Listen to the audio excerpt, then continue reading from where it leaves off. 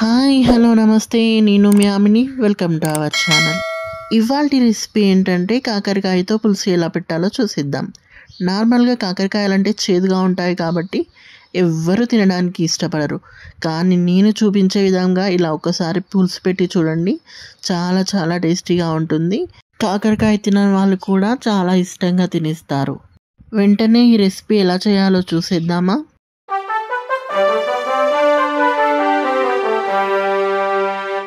ముందుగా కాకరకాయలను ఇలా పొడుగ్గా కట్ చేసుకోవాలి. తర్వాత అందులో కొంచెం సాల్ట్ వేసుకొని సాల్ట్ అనేది ముక్కలకి పట్టే విధంగా పిసికి ఒక 10 మినిట్స్ పక్కన పెట్టుకోవాలి. తర్వాత మనకు ఈ రెసిపీలోకి చింతపండు రసం కావాలి కాబట్టి ఒక నిమ్మకాయ సైజ్ అంతా చింతపండు తీసుకొని నానబెట్టుకొని అందులో నుండి రసం తీసుకొని పక్కన పెట్టుకోవాలి. తర్వాత స్టవ్ మీద ప్యాన్ పెట్టుకొని ప్యాన్ హీట్ అయినాక ఒక 2 టేబుల్ స్పూన్స్ ఆయిల్ వేసుకోవాలండి. ఆయిల్ అనేది హీట్ అయిన తర్వాత ఇప్పుడు అందులో ఒక స్పూన్ ఆవాలు అలాగే కొద్దిగా జీలకర్ర వేసుకొని వేయించుకోవాలి.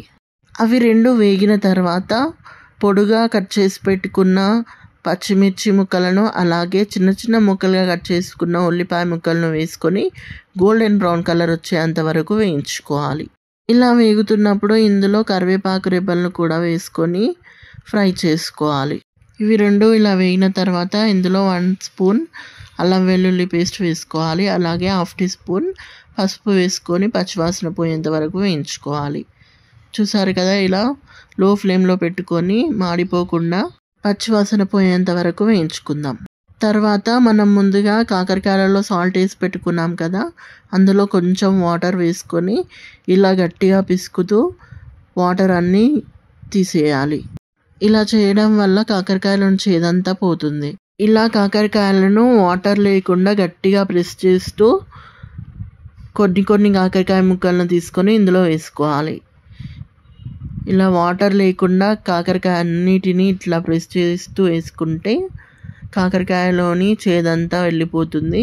కాకరకాయ చాలా టేస్టీగా వస్తుందండి.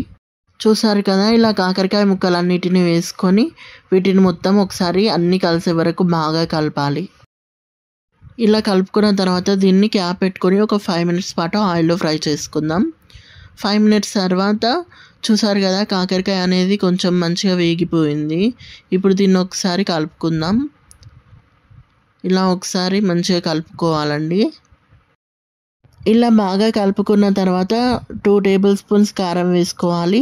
నేను 1/2 కేజీ కాకరకాయ తీసుకున్నా కాబట్టి నాకు 2 టేబుల్ స్పూన్స్ కారం అయితే సరిపోతుందండి. ఇలా కారం వేసుకున్న తర్వాత ఇందులోనే 1 టేబుల్ స్పూన్ సాల్ట్ వేసుకొని ఒకసారి కలుపుకోవాలి. సాల్ట్ వేసుకున్న తర్వాత ఇలా అన్ని కారం ఉప్పు బాగా కలిసే వరకు ముక్కలకి పట్టే విధంగా బాగా కలుపుకోవాలండి. ఇలా కలుపుకున్న తర్వాత క్యాప్ పెట్టుకొని ఒక 2-3 మినిట్స్ పాటు ఉడికించుకుందాం. చూడండి, ఆయిల్ పైకి తేలి కాకరకాయ అనేది మంచిగా ఫ్రై అయిపోయింది. ఇప్పుడు దీన్ని ఒకసారి కలుపుకుందాం. నేను వీడియోలో చూపించే విధంగా ఇలా లో ఫ్లేమ్లో పెట్టుకొని మంచిగా కలుపుకోవాలండి. ఇలా కలుపుకుంటూ ఉంటే కాకరకాయ అనేది మంచిగా ఉడుకుతుంది, అలాగే మంచిగా ఫ్రై అయిపోతుంది. అప్పుడు ఎలాంటి చేదు ఉండదండి కాకరకాయలో. ఇప్పుడు ఇందులో మనం ముందుగా నానబెట్టుకున్న చింతపండులో నుండి రసం తీసుకొని ఇందులో వేసుకోవాలండి. ఇలా వేసుకున్న దాన్ని బాగా కలుపుకోవాలి. ఇలా మంచిగా కలుపుకోవాలి. ఇలా కలుపుకున్న తర్వాత మన టేస్ట్కి తగ్గట్టు ఎంతవరకు పులుపు కావాలో అన్ని వాటర్ పోసుకొని ఒకసారి మొత్తం మిక్స్ అయ్యే విధంగా బాగా కలుపుకోవాలి. ఇలా కలుపుకున్న దాన్ని మంట కొంచెం ఎక్కువ పెట్టుకొని బాగా మరిగించుకోవాలండి. అది మరుగుతున్నప్పుడే అందులో కొంచెం జీలకర్ర మెంతుల పౌడర్ అనేది వేసుకోవాలి.